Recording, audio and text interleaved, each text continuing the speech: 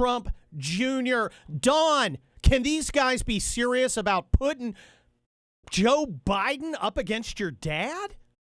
Well, I put out a tweet yesterday saying basically, I wonder what the Vegas line on him actually showing up to a debate with Trump is. I mean, I imagine after last night, they probably won't let him debate Bernie on Sunday. You saw that he had asked for a chair to sit down during the debate.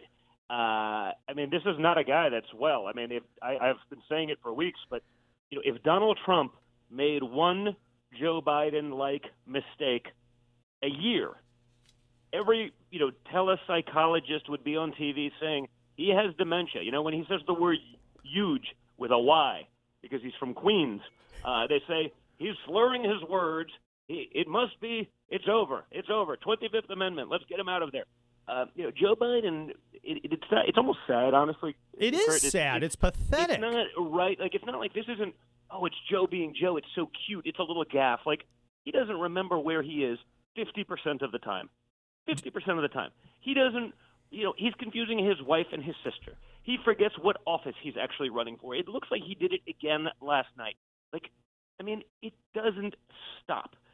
And like I said, I remember very distinctly 2.5 years ago, when they were trying their 25th Amendment route the first time, they tried to throw my father out of office. It was every television psychologist. Now, those same people, no, I can't get on TV and diagnose someone without having met them. I'm like, well, it didn't stop you from doing it for Trump for months. And by the way, with a lot less evidence. That's the reality. I mean, I'm not a psychologist. I don't want to necessarily diagnose anyone. At the same time, as a sentient being with a brain, you look and you say, oh, yeah, there's a real problem. Oh, this guy. Real problem there. This is not like a joke. This is not him being cute. And the media trying to make it so is really sad. And what's more sad is, if it wasn't for his family making millions of offices, elected office for the last few decades, one of them should have stepped in and been like, okay, buddy, like, it's been a good run. Like, let's call this. You know what I mean? But Don, this guy is a catastrophe. He is a disaster. He is utterly in decline. He is Abe Simpson without the coherence or the cleverness. Look, you just said you doubt that this guy will show up for a debate with your dad. Is he going to show up to be nominated? Are the Democrats actually going to nominate this guy? Or, as some people have speculated, about a week before, there's going to be some reason or justification. He's going to pull out. Somebody's going to parachute in. Yeah, I mean, you almost see like Hillary setting herself up for that one right now. You got the Hulu thing conveniently dropped. She's getting more vocal again. Now she it's sort of typical of Hillary, and that's why it seems like it would make sense. Like, she doesn't really want to do any of the work. She just sort of wants the role, right? She doesn't want to have to campaign. She doesn't want to have to be with the peons around the country, the little people. She doesn't want to have to interact with them and do the retail component. She just wants to be able to come in and be like, okay, I'm the nominee. Let's go win. Give me billions of dollars in the role. So it wouldn't surprise me at all because, honestly, like, I don't know how in good faith the Democrats could really even put this guy up as a real candidate, especially given everything they've said over the last few years. They're going to put up a guy that, any reasonable individual could look at and say is, on the steep end of the downward curve, of senility. And he's on the cutting edge of the bell curve. That's for sure. Yeah, they're going to give him the nuclear football. Like, I'm like, I don't know. Hey, I mean, I know the Democrats don't seem to love America, but they hate it that much. Like, it seems crazy. Well, let's war game out this scenario, Don Jr. Let's war game it out with Hillary Clinton because I don't see anybody else who can do this. I don't see anybody else who can parachute in to save the party from the disaster that will be Joe Biden as the nominee. How do they justify this to the Bernie bros? I don't know that you can. I mean, that's the reality. I mean, I've seen plenty of these Bernie bros around and whatever it is. The reality, I mean, I've had them come up to me and be like, hey, if it's not my guy, I'm voting for your guy. I'm like, really? Like, well, your dad's the outsider. Your dad is the candidate of change. They're anti-establishment, and candidly, no one's more anti-establishment than Trump. Even still, without question. Certainly not Bernie, who's, in all fairness, he's been there for 30 years. He hasn't done anything. He sort of figured out an interesting marketing gimmick last time around, got a little bit of a base, promising everyone free shit, and, went from there. But it's a little different than actually, being an outsider when you've said, hey, I've had this job for 30 years. But are you those guys believe wargaming in out my father on trade and on stuff like that as well, where he's actually sort of aligned with Bernie. Donald Trump Jr.? Are you wargaming out a Hillary scenario or another scenario where Joe Biden is subbed out? We're not because it's not likely to happen, but because right now it doesn't matter. We just got to play the hand that we're dealt.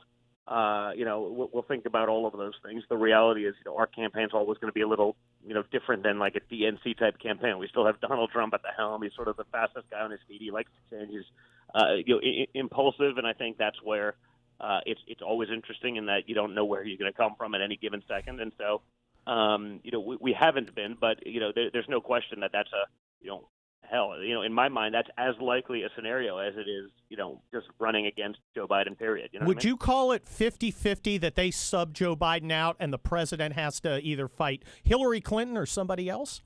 I mean, that's sort of what I just said. Yes. I mean, I can't imagine them actually going through this with a straight face. Now, maybe they think, hey, he's likable enough, and if we, you saw that they already cut his stump speech, right? They cut it a while ago to 15 minutes. Now it's 7 minutes. I mean, think about that.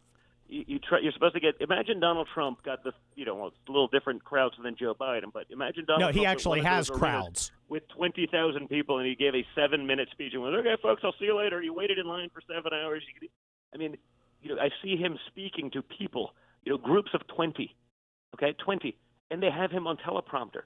I mean, you can't hide this guy forever. And so even if he is the nominee, even if somehow he manages to win, well, who's going to run the country?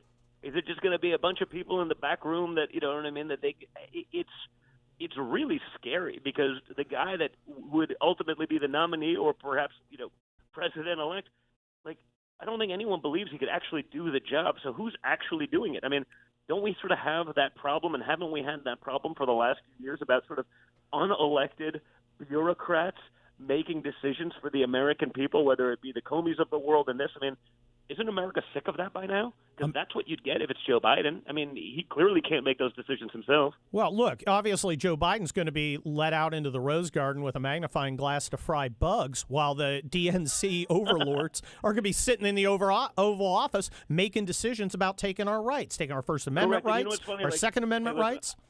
I get criticized for just about anything I do and say, and I've been screaming this stuff for months at this point. And you know what? No one's written the article about how terrible it is that I'm saying these. No one's even disputing it. It's sort of crazy. I mean, I could say something common sense and get an entire article in, the Daily Beast, Fox, one of the left-wing, rags, and just, totally trying to destroy the point. No one's even they're like, okay, we're just going to leave this one alone, because even they can't fact check it as false. You know what I mean? Even they can't come up with a BS angle, to change the narrative, which in and of itself is really telling. Now, look, the president, I'm a strategy guy. I went to the Army War College, retired colonel. Seems to me that you guys in this election have two choices. You can run on the president's record, which is great. It's a magnificent record. We haven't seen anything like it since Ronald Reagan. Or you can run on going after Joe Biden or whoever substitutes in for Joe Biden. Which one are you going to take? I mean, I think you have to do a combination of both.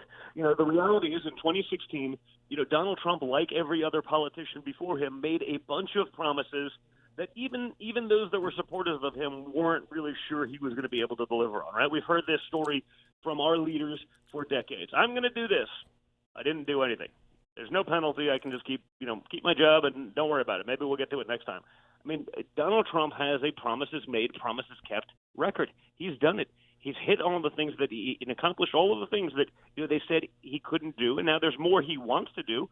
Infrastructure, there's a lot of stuff. I mean, these are the sorts of things that you want him at the helm, because he is a builder. He does understand how that works. And like they said with NAFTA, you can't renegotiate NAFTA. You'll never get that done. Done. You can't get a trade deal done with China. They'll never agree to it. Done. You strong at the helm who actually understands these things, not some of these former Obama administration guys that talk about things in wonderful theory.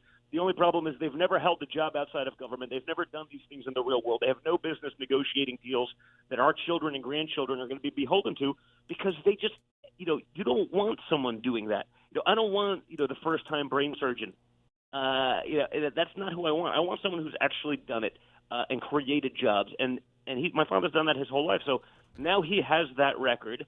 But I think you also have to point out, because of the fact that the media won't do it. The media is not an honest arbiter in this thing. They are no longer reporters. Aren't reporters. They're editorialists. They're opinion writers. They don't, they're not going to give us the benefit of the doubt. They're not going to give my father credit for that. If my father mispronounces one word, they're saying, see, he's the same as Joe Biden. He's Joe Bidening. Look at him. He's Joe Bidening. Donald Trump Jr., you and Donald Trump have spent your career in the private sector. You've had to plan ahead for contingencies. We have about 30 seconds. Besides Hillary Clinton, who we've talked about, who else do you see as a threat to replace the manifestly incapable Joe Biden? We've got about 30 seconds. Well, I mean, I don't necessarily view her as a threat. I mean, no, don't forget, the last time the Democrats rigged an election and a primary, it worked out really well for us. So, I'm not sure I see her as a threat. So I don't know that it matters. You know what I mean? We will deal with whoever it is that they throw at us, and they will do whatever they can to game the system to be able to eliminate Trump, rather than work with him to do things for the American people and their constituency. They've proved that over the last few years, and I don't think anything's changing. Thank you, Donald Trump Jr. This is Kurt Schlichter, guest hosting for the great Hugh Hewitt. We'll be right back with Jim Garrity. Thank you.